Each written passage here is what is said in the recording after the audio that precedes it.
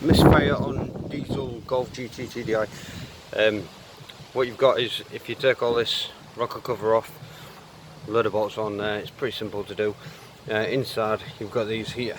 You need some plumber's grips, which are these, and then you just put it on it like so, over the top, leave it down, just be easy with it, and it pops off.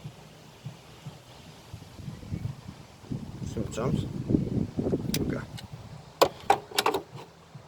Just prying against that, I didn't realise that's obviously what you don't want to pry against. Right, pick it up. I'll do this because it's already loose.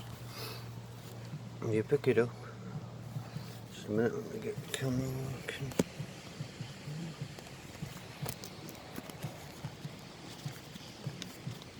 Like this.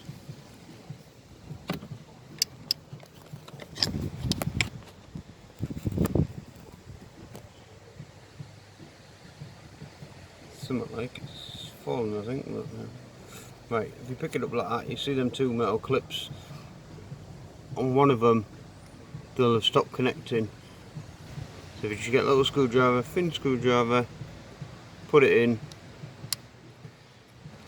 bend the clip down, camera fall over. Sorry about this.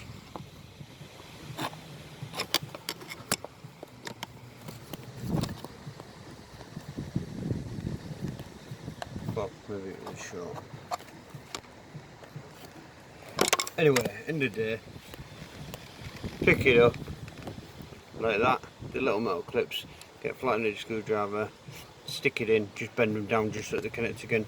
It's just because they're inside the engine, they wobble and they get loose, and you end up getting a misfire. Hope it is.